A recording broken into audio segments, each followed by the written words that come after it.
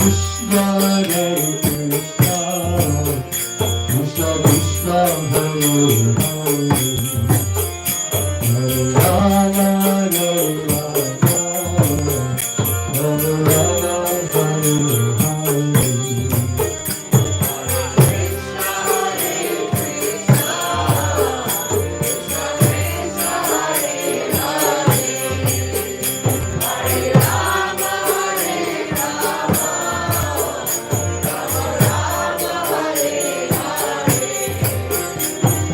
Krishna Hare Krishna, Krishna Krishna Hare Hare,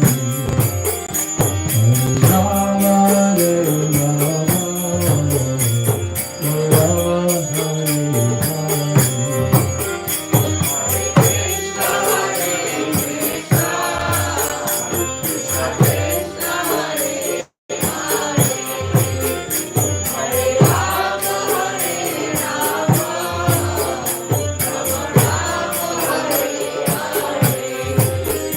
Hare Krishna Hare Krishna, Krishna Krishna Hare Hare, Hare Rama Hare Rama, Rama Hare Hare. Hare Krishna Hare Krishna, Krishna Krishna Hare Hare, Hare Rama Hare Rama, Rama Hare Hare. Krishna Hare Krishna, Krishna Krishna Hare Hare,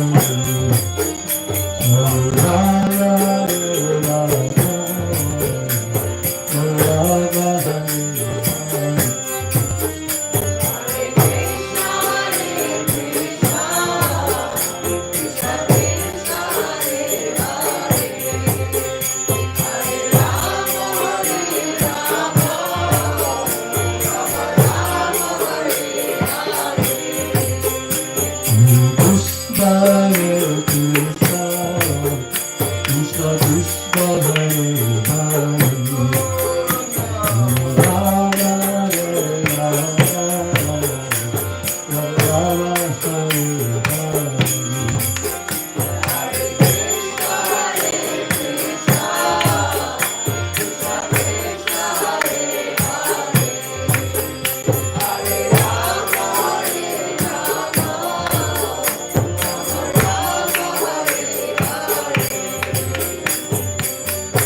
Hare Krishna, Hare Krishna, Krishna Krishna Hare Hare, Hare Rama Hare Rama, Rama Rama Hare Hare, Hare Krishna, Hare Krishna, Krishna Krishna Hare Hare, Hare Rama Hare Rama, Rama Rama Hare Hare, Hare Krishna, Hare Krishna, Krishna Krishna Hare Hare, Hare Rama Hare Rama, Rama Hare Hare, Hare Krishna, Krishna Krishna Hare Hare,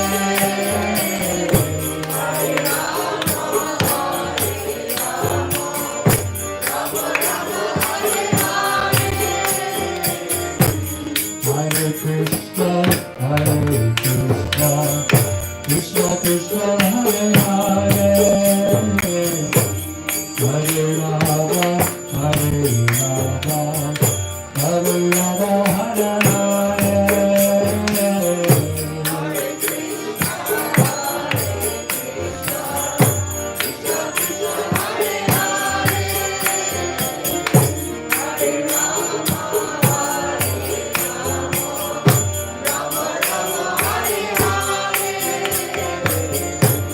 Hare Krishna, Hare Krishna, Krishna Krishna Hare Hare, Hare Rama, Hare Rama,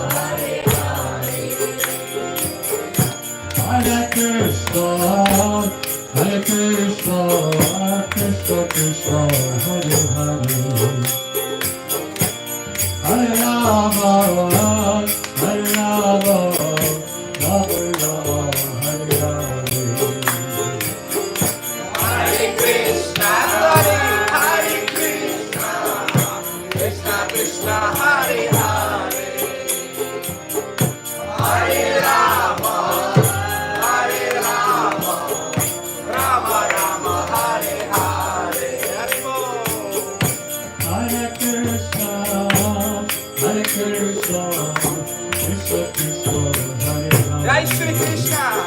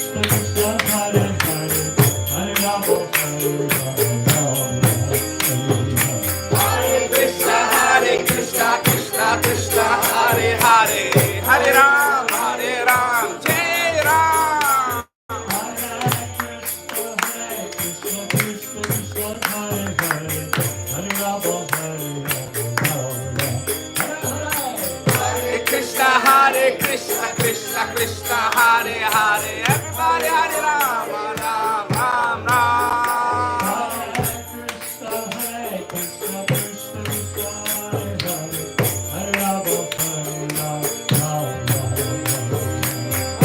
Krishna, Hare Krishna, Krishna, Krishna, Hare Hare. Hare Ram, Hare Ram. Gauranga.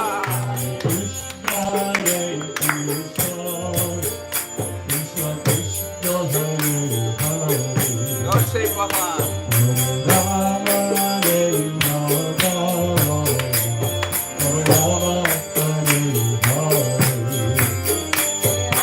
Krishna, Hare Krishna, Krishna Krishna, Hare Hare, Hare Rama, Hare Rama, Rama Hare Hare. Krishna Krishna, Krishna Krishna, Hare Hare, Hare Rama, Go slowly. Rama, Hare Krishna, Hare Krishna, Krishna Krishna, Hare Hare, Hare Rama, Hare Rama, Rama Rama, Hare Hare. Hare Krishna, Hare Krishna, Krishna Krishna, Hare Hare, Hare Rama, Hare Rama, Rama Hare Hare. Feel your heart. Hare Krishna, Hare Krishna, Krishna Krishna, Hare Hare, Hare Rama, Hare Rama, Rama Rama, Hare Hare. Hare Krishna, Hare Krishna, Krishna Krishna, Hare Hare, Hare Rama, Hare Rama, Rama Hare Hare. Jai Jai. Krishna, Hare Krishna, Krishna Krishna, Hare Hare, Hare Rama, Hare Rama, Rama Rama, Hare Hare. Hare Krishna, Hare Krishna, Krishna Krishna, Hare Hare, Rama, Hare Rama,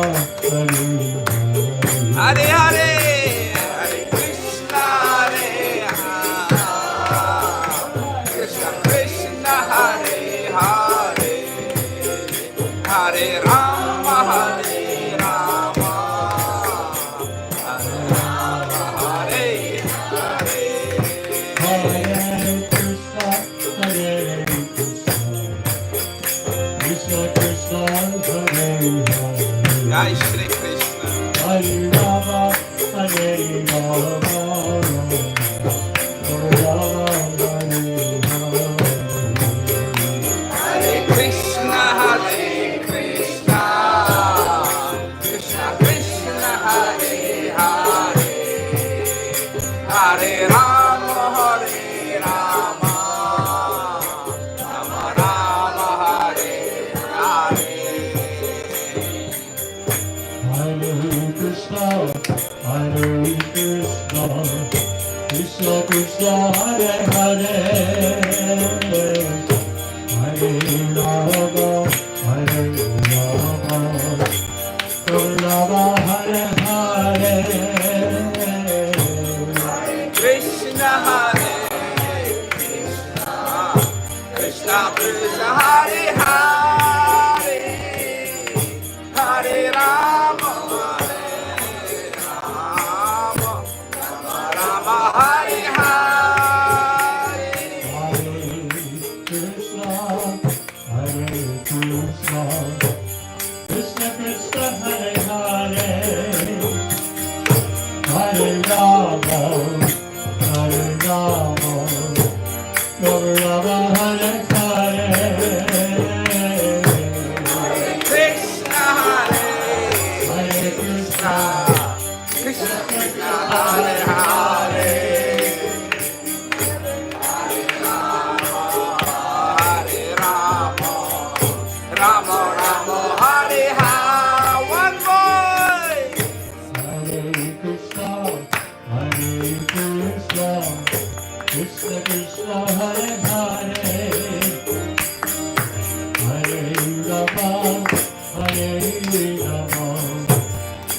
Rama, Hare Hare.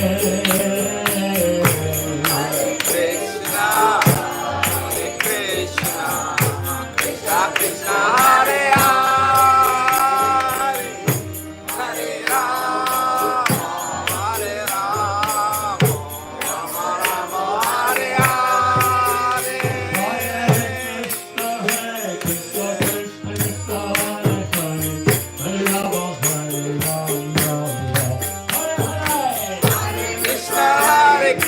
Krishna Krishna, Hare Hare, Hare Rama, Hare Hare. Krishna, Hare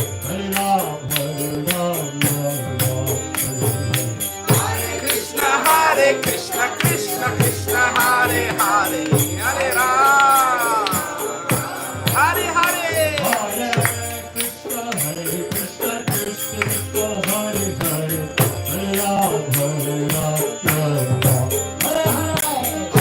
Krishna, Hare Krishna, Krishna Krishna, Hare Hare, Hare Rama, Hare Hare.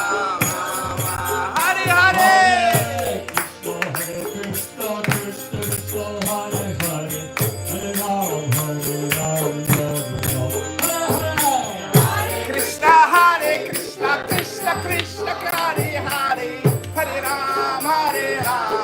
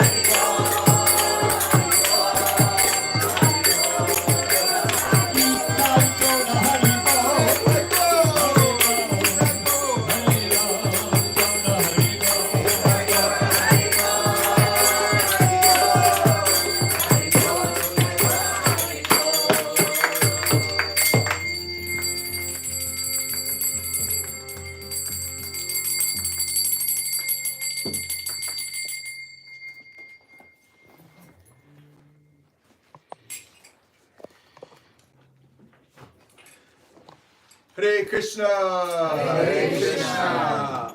How's everyone feeling? Energized.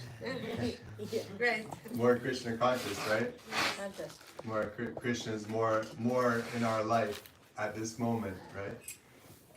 So thank you to all of you for calling Krishna into our lives together tonight. Thank you so much. Thanks to Sri Prahlada Prabhu for leading us in calling out to Krishna so purely. So very nice. And now Sri Prahlada Prabhu will lead us in the Bhagavad Gita class with discussion. We're on chapter 7, text 29. If you happen to have everyone, I guess if anyone has a phone, it's always a smartphone these days. If you have your phone with you, if you want to follow along with the verse, I'll tell you the webpage where you can find it in case you don't know already. It's vedabase.io. Veda, right, like the Vedas, and base like baseball. Database.io, and then there's links to Prabhupada's books, including Bhagavad Gita. From there, each chapter, and from there, each verse. So we're chapter 7, text 29. How do you feel?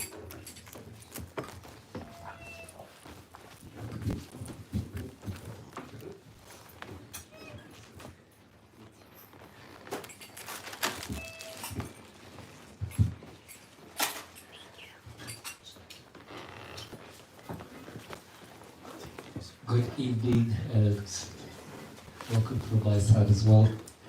We get to read Bhagavad Gita, chapter 7, text 29, together this evening. I say get to because it is a privilege. When we get to study it on our own, it's a privilege. When we get to discuss Gita with others, it's an even greater privilege. And then in this place as well. So, chapter 7, text 29.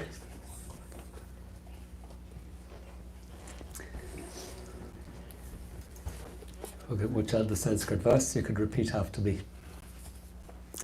Jaras Marana Mokshaya.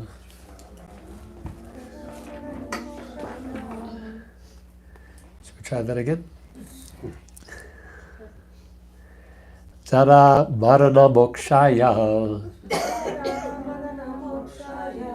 Mam Ashritya Yatantiye Mam Ashritya Yatantiye. Mam Ashritya Yatantiye Mam Ashritya Yatantiye. Te Brahma Tad Vidhu Kritsnam Brahma Tad Vidhu Krishnam. Te Brahma Tad Vidhu Kritsnam Te Brahma Tad Vidhu Krishnam. Adyatmam Karma Chakhilam Adyatmam Karma Chakilam. Adyatmam Karma Chakhilam. Adyatmam Karma Chakilam. Translation: intelligent persons who are endeavoring for liberation from old age and death take refuge in me in devotional service.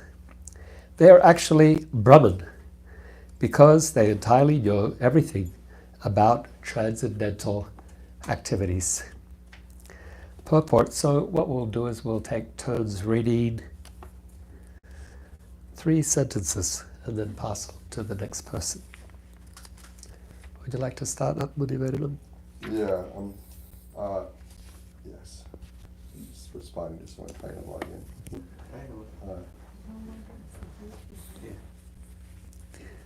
No, I know. I was saying I was trying to respond to someone trying to log in online. Oh, you want to let them That in? must be the problem. Someone else can start then? I have it. Oh, you're in. Okay. I'm fine. Sorry. Birth, death, old age, and diseases affect this material body, but not the spiritual body. There is no birth, death, old age, and disease for the spiritual body. So one who attains a spiritual body becomes one of the associates of the Supreme Personality of Godhead and engages an eternal devotional service is really liberating. Aham Brahmasmi. I am spirit. It is said that one should understand that he is Brahman, spirit soul. This Brahman conception of life is also in devotional service. As described in this verse, the pure devotees are transcendentally situated on the Brahman platform, and they know everything about transcendental activities. 4 kinds of impure devotees who engage themselves in the transcendental service of the Lord achieve their respective goals, and by the grace of the Supreme Lord, when they are fully Krishna conscious, they actually enjoy spiritual association with the Supreme Lord. But those who are worshippers of demigods never reach the Supreme Lord in his supreme planet. Even the less intelligent Brahman realized persons cannot reach the supreme planet of Krishna, known as Goloka Vrindavan. Next. Only person who perform activities in Krishna consciousness, man, Ashraya, are actually entitled to be called Brahman because they are actually endeavor to reach the Krishna planet. Such persons have no misgivings about Krishna, and thus they are actually Brahman. Those who are engaged in worshipping the form are Akra of the Lord, or who are engaged in meditation on the Lord simply for liberation from material bondage, also know, by the grace of the Lord, the full force of Brahman, Adi, Bhuta, etc., as explained by the Lord in the next chapter. Omagana Timirandasya Gyananjana Shalakaya Chakshurun Militam Jena Tasmai Shri Guruve Namaha. Remove the darkness of ignorance, and our spiritual master is opening our eyes with the torchlight of knowledge. We offer our respectful obeisances unto the spiritual master. This is one pearl, one treasure, one jewel of 700 found in the Bhagavad Gita. Krishna here speaks to a problem and he offers a solution. The problem is Jara Marana. Jara, death. Jara, old age. Marana, death. In this world, everyone must experience, every living being must experience, eventually, Jara and Marana. We must experience growing old. We must experience death. And so, these are the realities of life.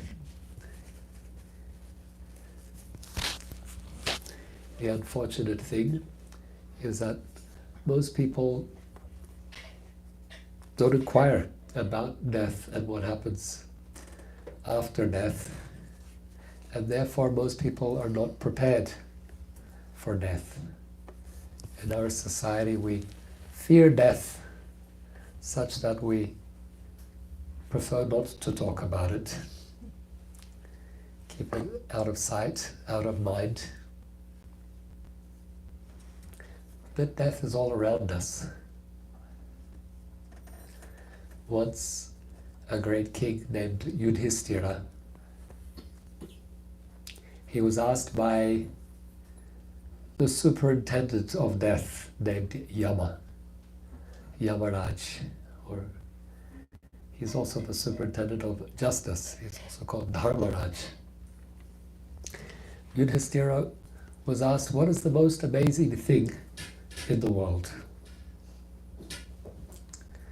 So, for many years I traveled with Nrityunanda Maharaj, and when he tells the story, he says, if somebody asked you what's the most amazing thing, maybe your mind will go to the 7 wonders of the world.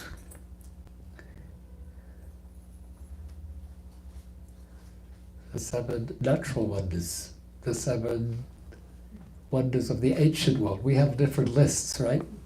The ancient world included the Hanging Gardens of Babylon and the pyramids of Giza What else is there? 7 wonders of the ancient world.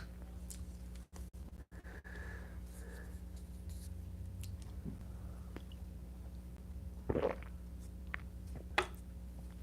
don't hear people speak about it that much anymore. This list, it was a well-known list of bygone times. And then the natural wonders. Was Niagara Falls there? I think so. So Newton Rhodes would say, yeah, you might say this wonder, that wonder, this incredible creation, either natural or human-made. Yudhisthira's answer was very profound and philosophical. Anyone remember what it was? Yes? Every day people are dying every day, but nobody thinks that I am going to die. Yeah. Well said. Every day people are dying all around us. But I'm thinking I won't die. Historically, everyone has died. The death rate, 100%. Still holds over thousands and thousands of years. No one's been able to change that statistic. We will be included in that statistic. It is inevitable. Are we prepared? Are we thinking about it? Are we questioning? Are we making plans? We make plans for our vacation this coming summer. We make plans for buying a home or getting our kids through college.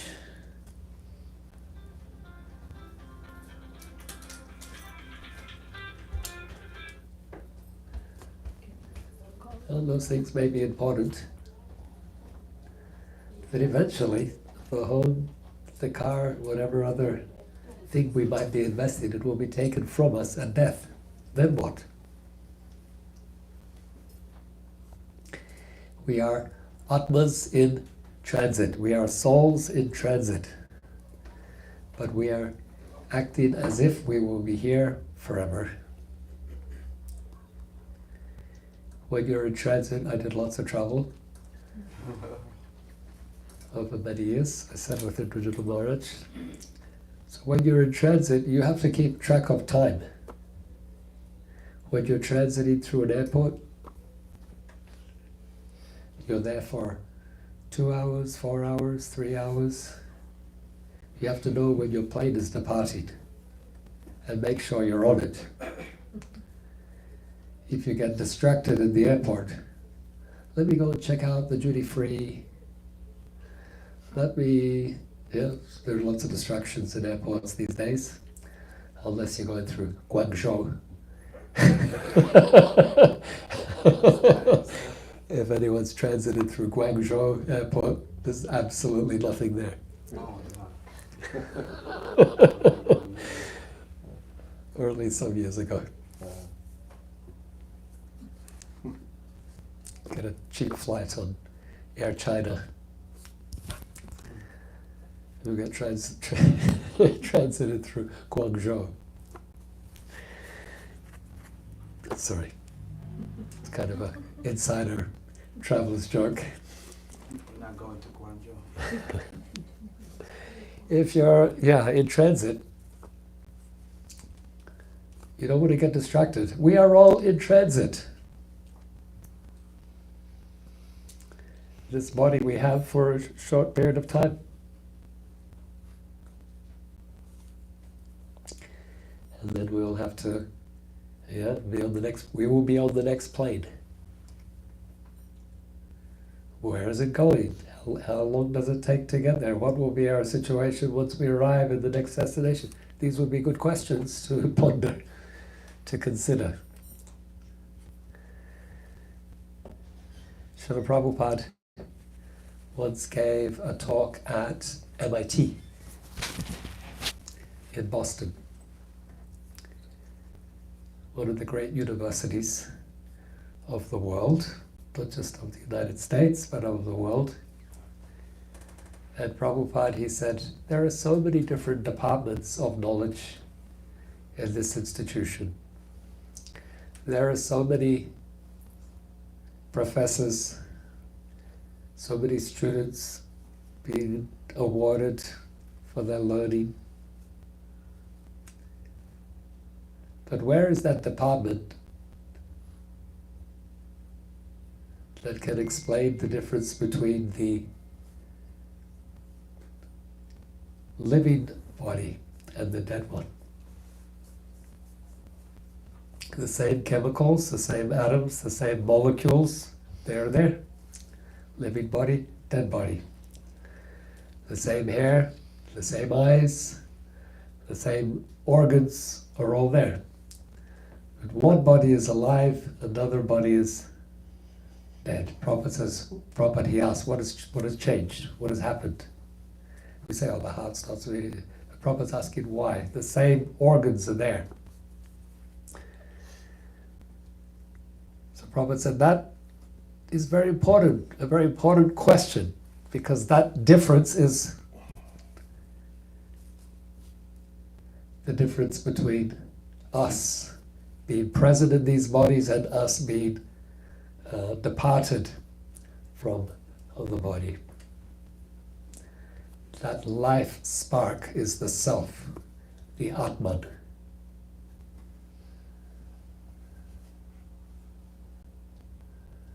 So this is the important question to ponder. Brahma Sutra, Vedanta begins, Atato Brahma Jigyasa. Now let us inquire after Brahman, that spirit. That spirit that is the difference between the dead body and the living body.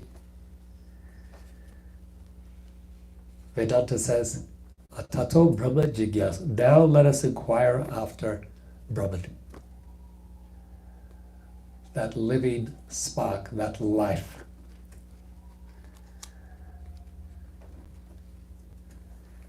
Now, not later, not tomorrow, not some other time, not when I'm old. Prahlada Maharaj says, now, Ko maram ajarit pragyo dharman bhagavataniha durlabha manusam janma tarabhyat dhruvam artanam. Prahlada, he was just 5 years old, and he was speaking to his 5-year-old school friends. And he told them, Komara, we are 5. Komara means 5. Komara ajaret pragyo. 5 years of age is a good time to start spiritual inquiry. Komara ajaret pragyo dharman bhagavataniha. This is the time to begin inquiry into Bhagavat Dharma. He said, because durlabha manusa janma, because this human life is very rare and very flickering. It's unstable, insecure. Tarabhyat dhruvam artanam. Therefore it is very, very valuable. You have it.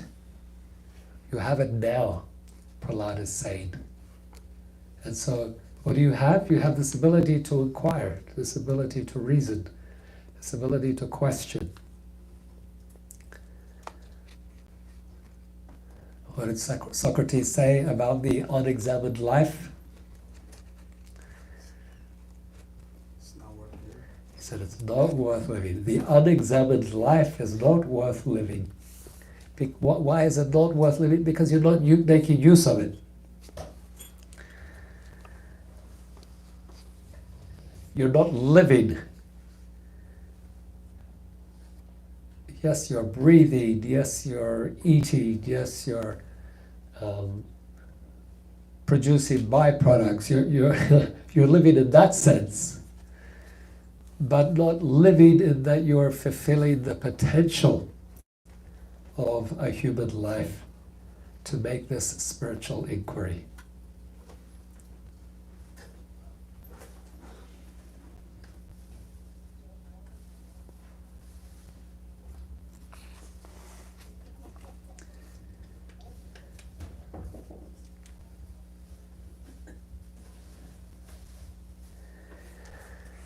So,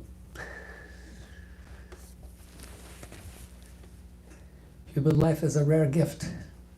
Human life, we have the ability to inquire, to question, and to understand, to receive transcendental knowledge. To solve this problem, jara marana. All around us there's an old age and death. There's janma, birth, vyadi, disease, jara, old age, marana, or mrityu.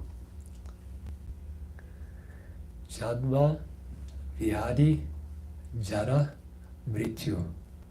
Birth, disease, old age, and death. These are 4 problems of life. The story of Buddha is very beautiful. In Bhakti Yoga, we take Buddha also to be one of Krishna's incarnations. So his story is very instructive. That when he was born, his parents, they brought the Pandits, tell us about the future of our son. Yes, he will be or a great Raja, a great king, Maharaja, a ruler of the world, or he will be a different type of Maharaja. He will be a great saint, a sadhu. So the royal family, they were very concerned. We don't want him to be a sadhu. We want him to be a Raja on the throne. So therefore we must keep all indications of suffering and difficulty away from him. Let him only know pleasure and happiness. Then he won't start to question about life and become a sadhu. So like this, the story goes.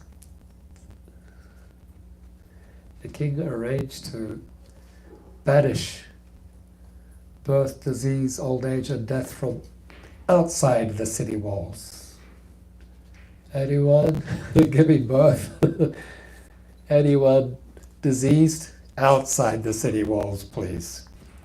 Within the city walls, we will only have happiness, joyfulness. The rest should be hidden from the prince, lest he become a saint.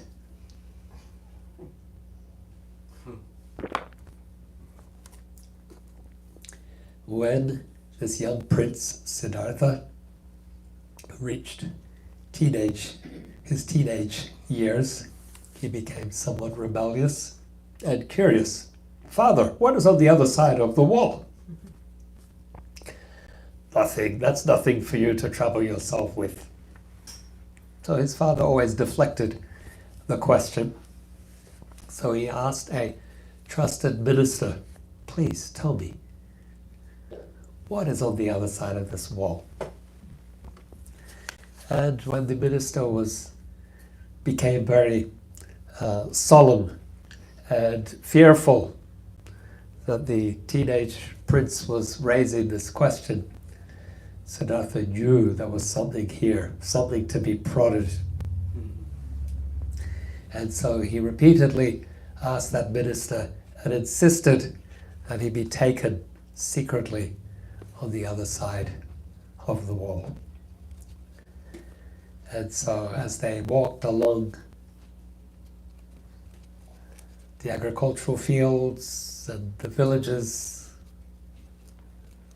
the prince's world was expanded, opened up to all kinds of different experience. he saw a child being born, and he heard it cry. And he asked the minister, "What's that noise? What's that sound?" Well, that's called crying. And what's happening is called birth. Birth. Really? Birth? Yes, every one of us, we experience birth. It is painful for the mother, for the child, but it is also celebrated. And as they continued along, they came upon some diseased persons, leprosy, cholera. What's happened to them? Why are their limbs that way? Prince, that's called disease, the second reality of material existence. And as they journeyed further, they came upon someone walking, very elderly, their skin slackened and wrinkled, their body frail, walking slowly with the aid of a cane. Why is that person bent over? Have him stand up straight in front of the prince. Why is his skin so loose? Your Majesty, that's called old age, the third reality of material existence that everyone has to experience. Everyone, including me? Yes, Prince, including you. Including my parents? Absolutely. And then they came upon a funeral procession. People were crying, carried a body towards a funeral pyre. What is that wailing? That sobbing? What is it that they are carried on those bamboo poles?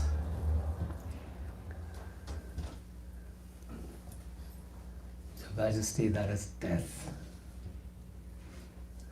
The fourth reality of material existence that everyone must face.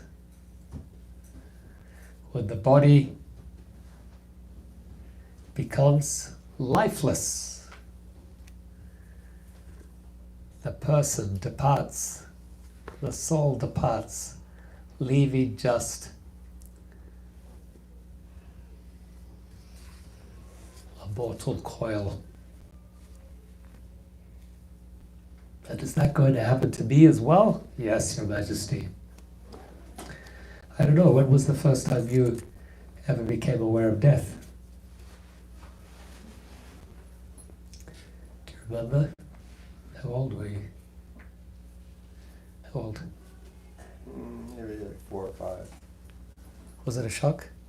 Yeah, when a dog died. Yeah. So I became aware of death as well. My grandparents' dog had died. I went to visit my grandparents and said, "Where's Heidi?" My grandmother said, "Oh, he's away." My dad said, "Heidi's dead." What does dead mean? It was a shock. My father said, "Dead is when you're no more. You cease to exist." And I couldn't conceive of that non-existence. I could conceive of not having a body, but I couldn't conceive of my consciousness being extinguished. My vision was, what I conceived of was my soul somehow floating in space.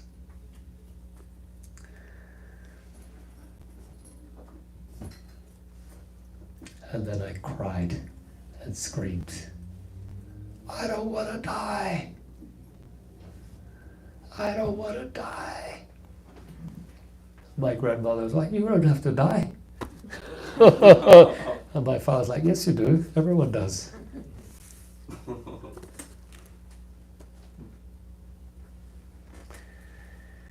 So yeah, the idealist and the realist,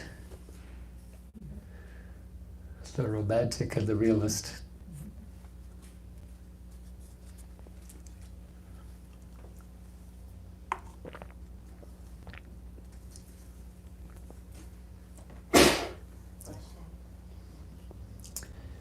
Wealthy people try to solve the problem of death with scientific advances in, well, cosmetics, but otherwise life preserving technologies. So yeah, better nutrition, better exercise, better healthier air. You can prolong an existence. We can increase longevity. Recent years have shown that. Recent decades, prolonged longevity in different parts of the world with better nutrition and medicine. But nowhere have we found the solution to death. We can prolong a life a few more years, maybe 10, 15 more years. I'm from Australia. I'm one of the countries with higher longevity by a few years. Number 5 or something, 6.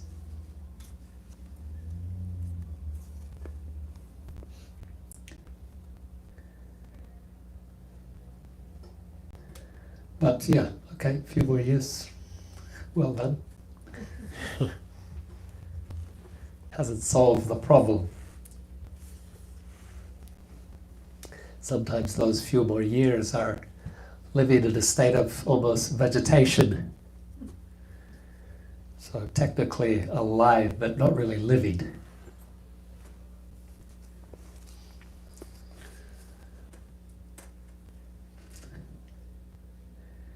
I live in the Upper East Side next to Jackie Kennedy Onassis Reservoir.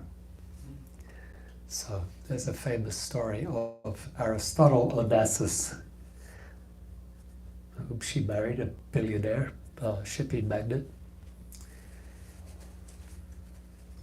President Kennedy's wife married Aristotle Onassis, and he had a son, a famous story, who was died, I think of a heart attack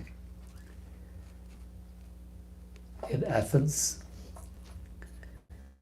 And Mr. Onassis, he put a briefcase of money, millions of dollars on the table, and said to the doctors, save him, this money's yours.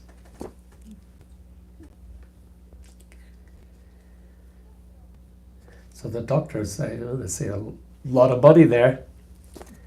And so they worked furiously to try to save the life of this Onassis. But he died. And Aristotle, he was saying to the doctor, but I offered you so much money. I offered you so much money, why didn't you save him? We couldn't. We tried our best.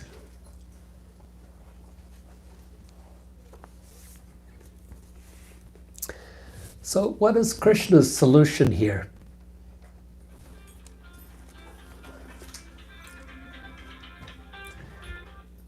Modern society or doesn't want to talk about it. People live as if death will never come to them. Or we have like short-term solutions that may give us a few more years. We don't have a solution to this problem. The Bhagavad Gita talks about death a lot. It's offering a solution to this real problem. Jara Marana Mokshaya. Moksha means liberation. You can be liberated from old age and death. How? Krishna is offering a solution. Mam ashritya yatantiye. Mam means me. Ashritya means take shelter. Mam ashritya yatantiye. You take shelter of me. Endeavor to take shelter of me. I will deliver you from old age and death. So you're saying if I chant Hare Krishna, I won't have to die. I will never experience old age and won't have to die. If you chant Hare Krishna, you will realize that you are eternal. You won't die. You don't die. By chanting Hare Krishna, you come to realize your spiritual nature. You come to experience your spiritual nature.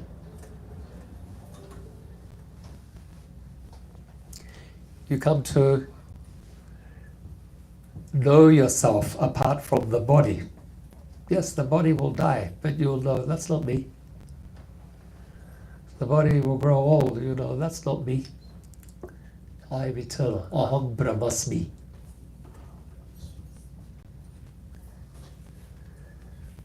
Welcome.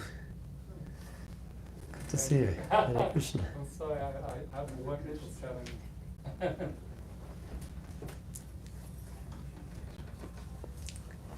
You'll come to realize that you are eternal. Aham Brahmasmi.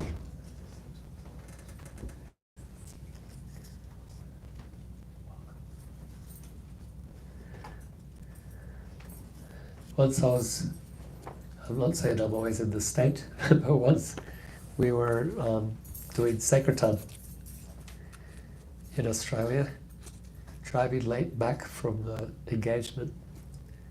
And the car, we were driving on dirt roads. And the road turned and the driver kept going straight. And then we went down, like we went over a, it felt to be like a cliff. We were headed down.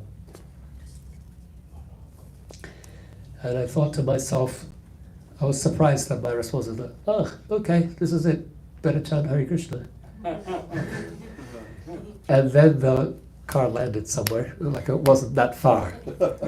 But there were a few seconds when I thought that that was the end, and I surprised myself that I was undisturbed. I was like, okay, this is it. I'm not saying that I would necessarily respond that way now, today. I would hope so, but at that time, at that particular time, we've just been doing kirtan. And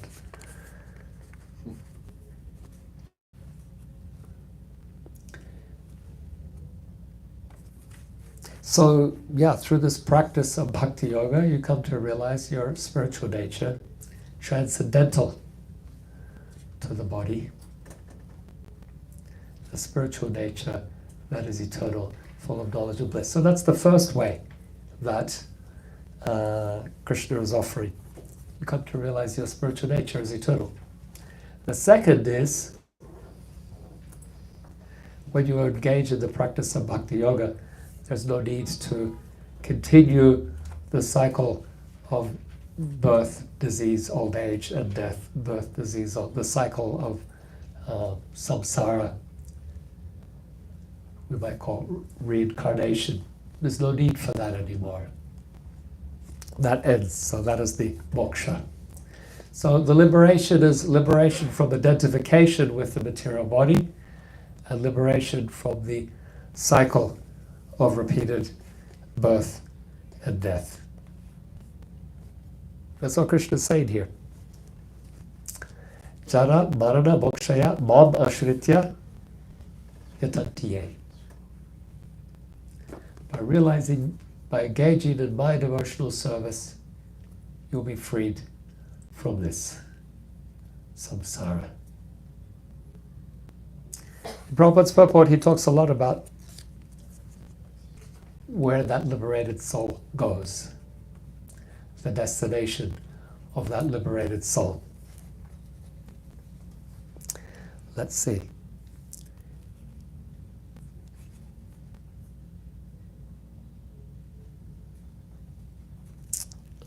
Okay.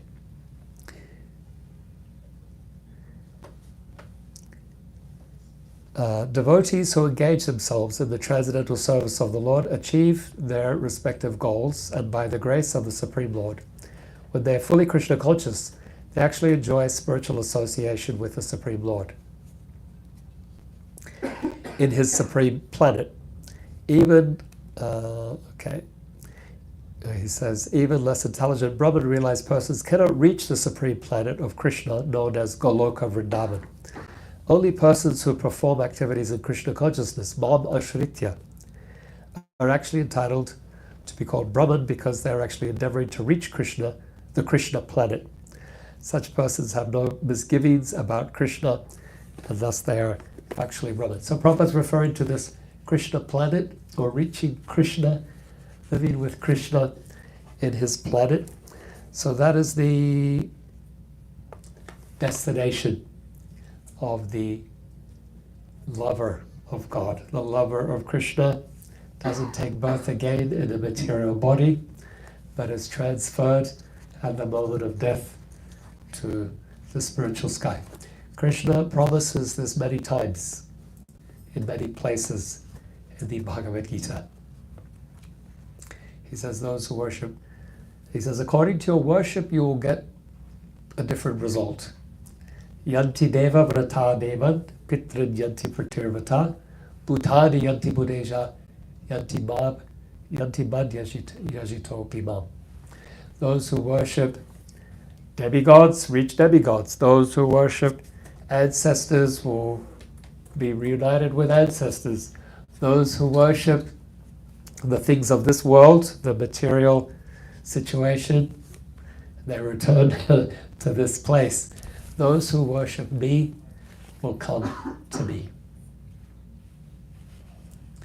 He tells Arjuna, and through Arjuna he tells all of us. Manmana bhava manbhakto madhyaji mam namaskuru mami vayasyasi satyam te pratijani priyosi me. Engage your mind in thinking of me. Be my devotee, worship me. Thus you'll come to me. I promise you this, because you are very dear to me.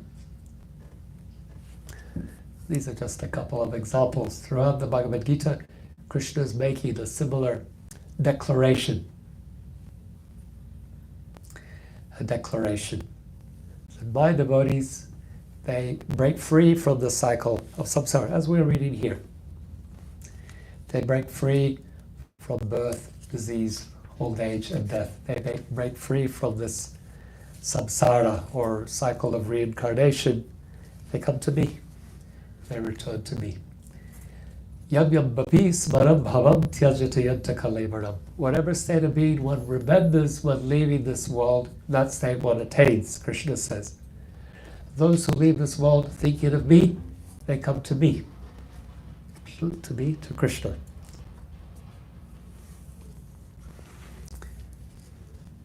And so that is Krishna's promise. That is Krishna's offer.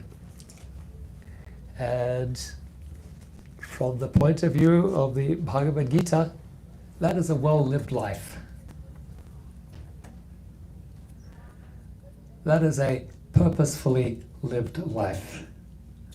That is a life where one has taken advantage of the opportunity that is given in this human form to make this spiritual inquiry, to cultivate awareness of our spiritual identity and our our relationship with Krishna. That we leave this material nature or material world, we enter into the spiritual world of Krishna. Okay, I'll conclude there. Any comments, questions, reflections? Please. Yes? You said, are you planning for your death? My question is, can we plan for our death? And does it happen? If we plan what we plan. Okay. If I am planning for Right. my death, Yeah, very good. is it going to happen like that? Yeah, good. Thank you. So I said we should plan for our death. The question is, how do you plan for your death? Can we decide how we're going to die, when we're going to die, what date, put it in my calendar? I'm planning. Planning a good death here. Death often comes to us in an unexpected time, unexpected moment. How do we plan for death? Very good. I like your question.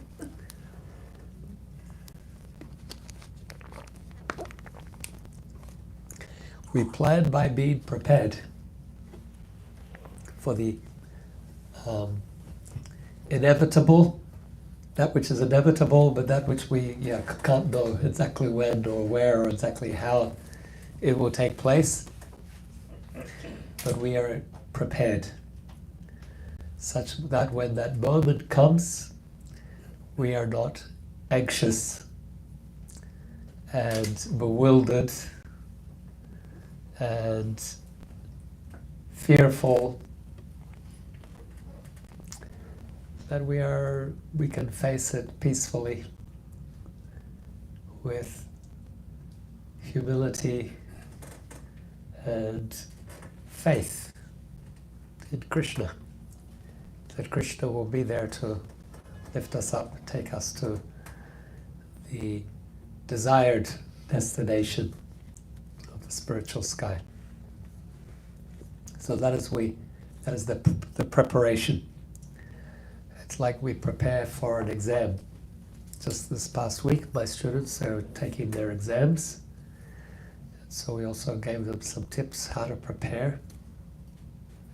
Aside from their study, mentally you have to be prepared as well. Otherwise you sit in front of the paper and then the mind goes blank. Couldn't even read the words there. The words, the letters were just moving across the page and I couldn't make sense of that. Can happen if we're anxious, if we're afraid, if we're fearful. So better be prepared by having this conversation. This conversation that our society doesn't really like to engage in. Be prepared by accepting the reality. Yes, death is inevitable. I will have to face it at some moment. I shouldn't be worried, because my body will die, but I will live. I quoted Socrates earlier. I will quote him again. It's generally not my intention to quote outside of the Bhagavad Gita. But Prabhupada, he also said that Socrates was, did he say self-realized? Heard that. Yeah. I can't remember exactly where. Right. He had some realization. So when he was put to death by the citizens of Athens, Socrates, his disciples were crying. And Socrates, he said to them, "Why are you crying? My body will die, but I will live." He said, "In fact, they cannot kill me. They have deemed that I should be killed." He said, "But first you have to catch me." Not that he was running away. Actually, his disciples had arranged a boat for him. They said, "You can escape." And the city authorities have agreed to turn a blind eye. He said, "I'm not afraid."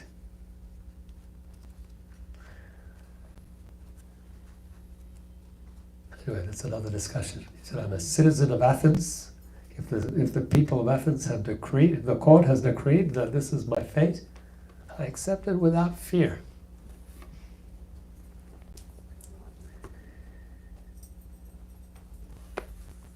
So that's the preparation.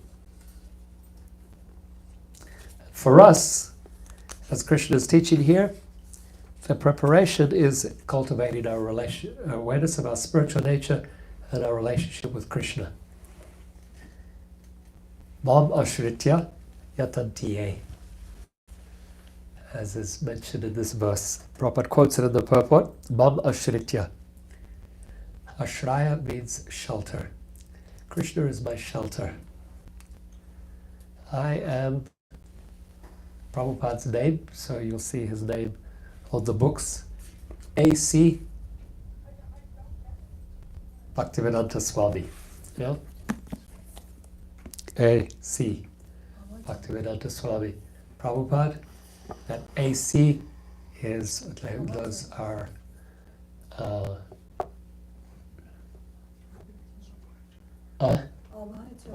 Abhay Charan. So the AC are initials. A for Abhay, C for Charan, or Charanaravinda, and then the title Bhaktivedanta Swami. So Abhay Charan, fearless. When he was born, yes, they invited the astrologers. What name should we give him? Like Siddhartha? They invited the astrologers. What is his future? And in fact, at his birth, the astrologers said he will open 108 temples around the world. That was the prophecy at Prabhupada's birth. They gave him the name Abhay Charan, one who was fearless, having taken shelter at Krishna's feet. So that's the preparation.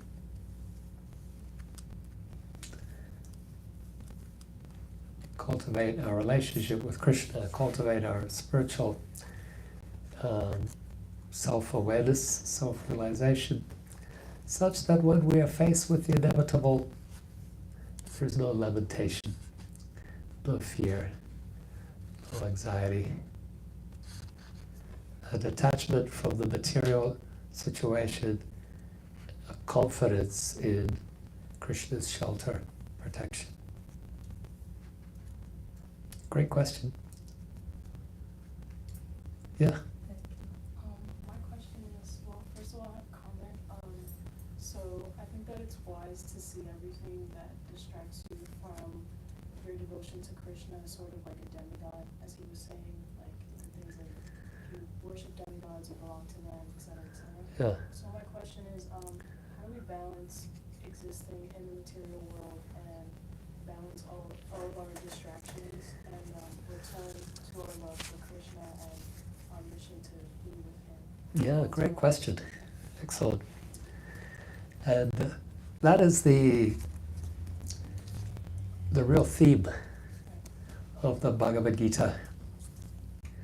Because Arjuna is a prince and he's a warrior, and he finds himself on a battlefield, and he's about to begin the battle, and then he says, what am I doing here? Why are we about to engage in this war? So many people will be killed, so many families will be disrupted. And so he turns to Krishna. I'm really abbreviating it, but he turns to Krishna, who's playing the role of his charioteer, his chariot driver. And he says, Krishna, I'm not going to fight. It would be better for me basically to become a holy man, become a monk, than to engage in this ghastly warfare. And you're thinking, what has that to do with my question?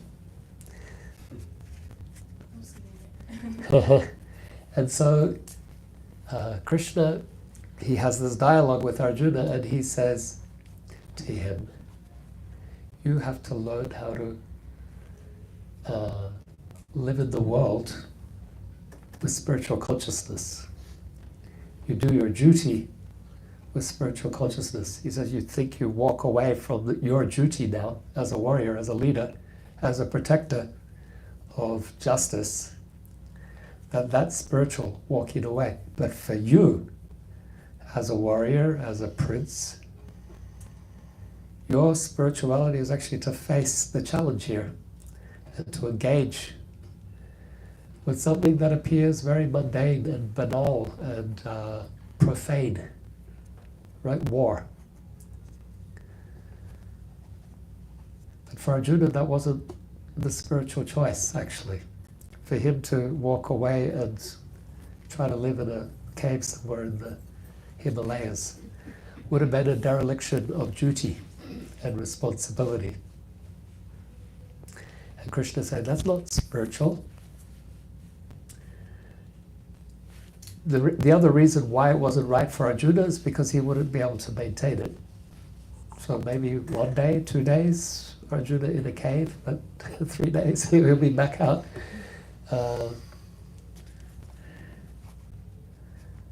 Trying to organize, administer, establish justice. That was his nature. That was who he was.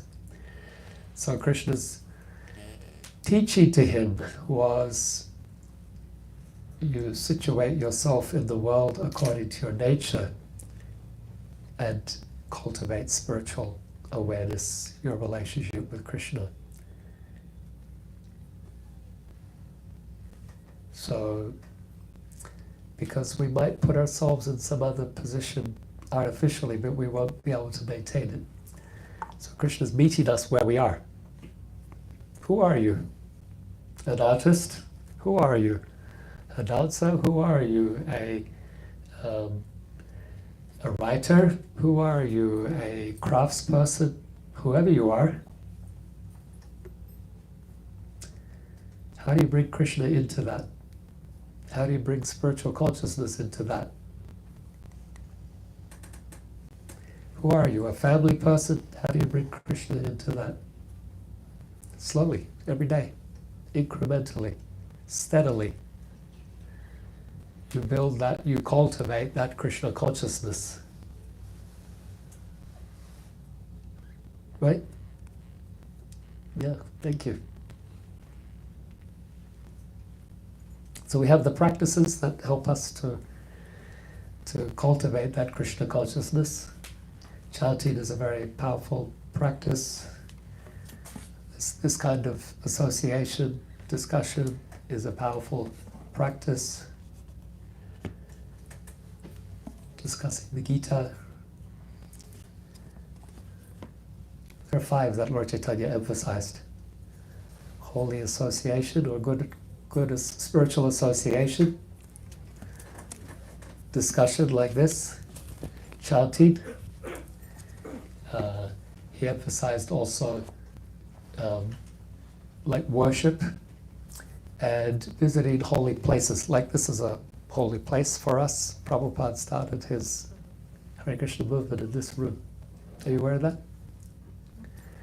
1965, our teacher here started a movement in this very spot. This was the first. Now there are hundreds and hundreds of centers all around the world. But his first little ashram, temple, and his first disciples were in this room 60 years ago, next year. So yeah, for us this is a holy place. 5 activities that we could cultivate wherever we are. Whoever we are, wherever we are.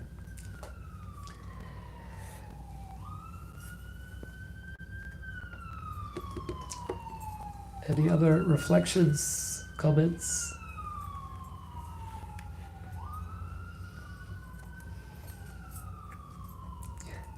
Yes, Krishna Kripa Prabhu.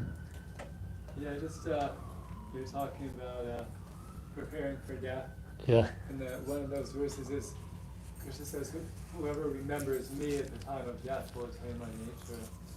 So just by practicing to remember Krishna all the time, Actually, we had recently we were celebrating the disappearance day of Nanda Prabhu, Uh-huh. and he had a verse book, and he had one verse in that was 8:14 of the Bhagavad Gita, that the one who always remembers me, I am easy to obtain because Uh-huh. of his constant engagement in devotional service. Nice. Just by remembering Krishna in all situations, then when the ultimate situation comes to be remembering Krishna, because that's what you're always doing. And especially when we're in a dangerous situation, like we're in a car and the driver slams on the brakes. We may not be a fatal accident, but we can practice calling out Krishna. I remember myself, I was at the Puri Rath Yatra one time. What? The Puri Rath Yatra. Puri. Yeah. And actually you were there too. Yeah. That year, 2006, And the cart stopped, and then everyone's pulling it to get it going. Right. So they don't want it to stop again because it's such a trip to get it going. So they're running with the car, pulling the cart. Right. And the people in front of you are moving forward, but they're not moving forward as fast As the cart. people behind you with the cart. And you realize that there's nothing you can do because there's people all around, and that you're going slower ahead than the people running with the cart. And these people are going to run on top of you, and all you can do is say, Krishna! Uh-huh. So in that circumstance, I actually cried out to Krishna. So when we have challenges in our life, if we practice crying out to Krishna, then when the ultimate challenge comes, we'll Oh. just be ready to cry out to Krishna. In good times and in sad times. Yes. Following up on Krishna Kripa's question, seems to me that, what are your thoughts about, for someone who's very involved in Krishna consciousness, then like that person may feel like it's always a challenge, and thus warranting calling out for Krishna. Yeah, so what came to my mind was a directive found in the Vishnu Purana. Smartavya satatam Vishnu vismartavyam najatu krit.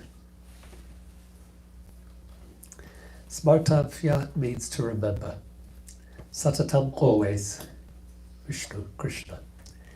Vismartavyam means forget.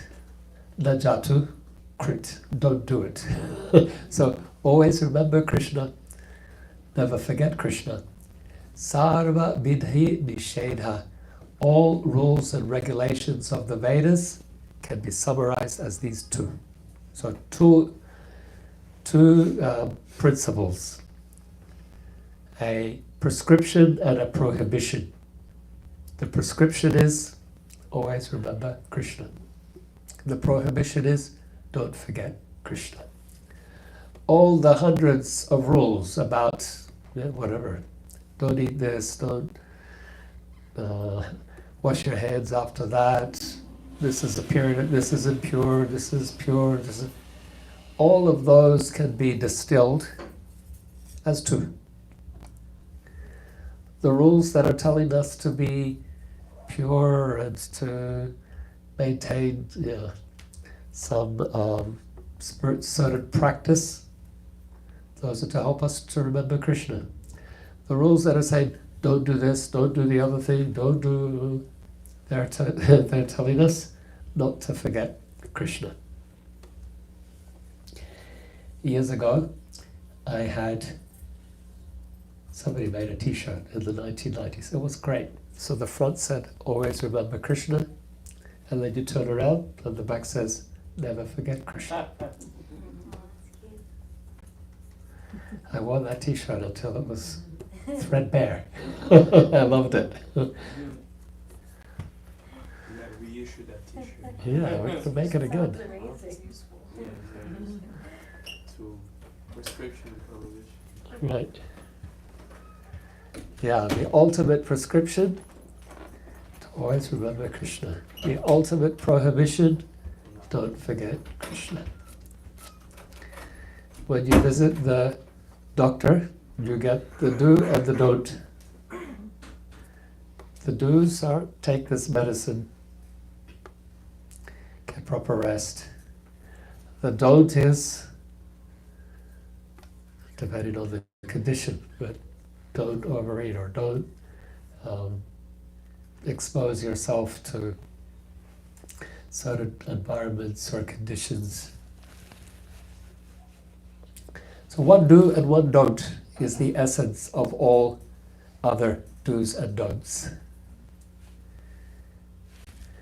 When we say there are 5 practices of bhakti that Lord Chaitanya emphasized, those 5 are all one do. Remember Krishna.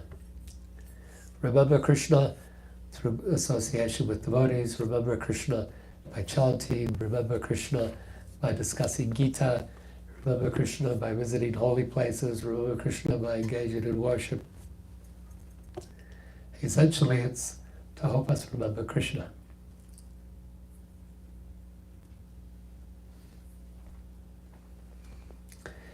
And so you take that into life. Your work, your recreation, your home. How can we remember Krishna? How can we remember Krishna in those situations, in those contexts? And then what are the things that are making us forget Krishna? How do we minimize those?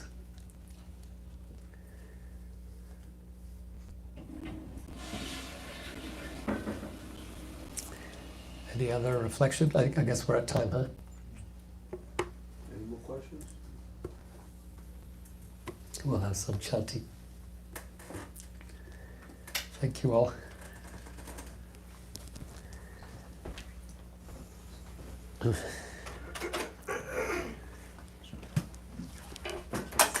Ganesh, Prabhu, can you come forward, please? Thank you.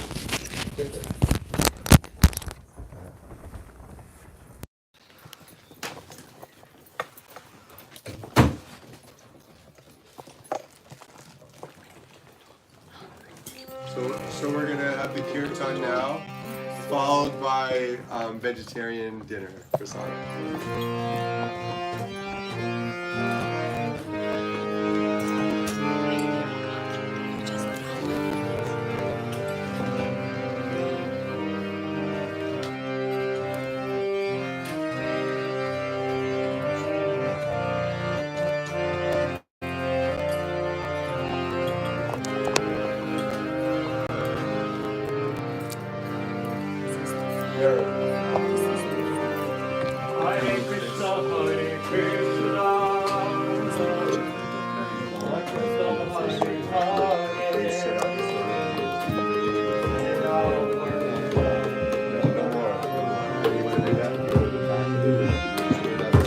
Hare Krishna, Hare Krishna, Hare Krishna, Hare Krishna, Krishna Krishna, Hare Hare, Hare Rama, Hare Rama, Rama Rama, Hare Hare. Krishna, Hare Krishna,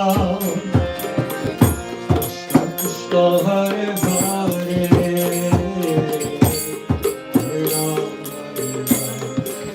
Rama Rama, Hare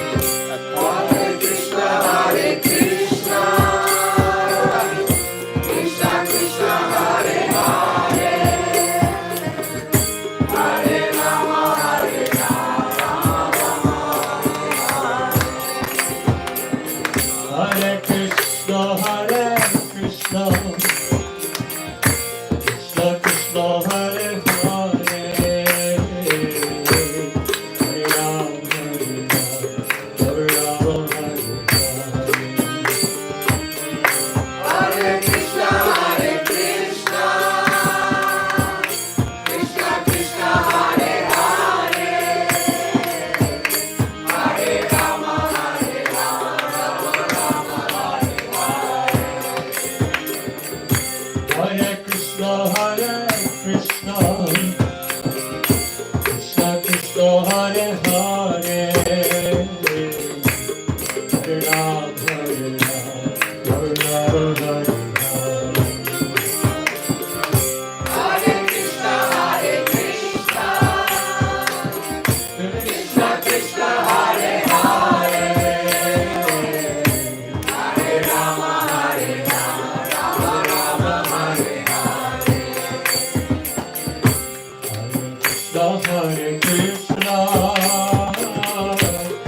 Krishna Krishna, Hare Hare, Hare Ram, Hare Ram, Rama Rama, Hare Hare. Hare Krishna, Krishna Krishna, Hare Hare, Hare Rama, Hare Rama, Rama Rama, Hare Hare. Hare Krishna, Hare Krishna, Krishna Krishna, Hare Hare, Hare Rama, Hare Rama, Rama Rama, Hare Hare, Hare Krishna, Hare Krishna, Krishna Krishna, Hare Hare, Hare Rama, Hare Rama,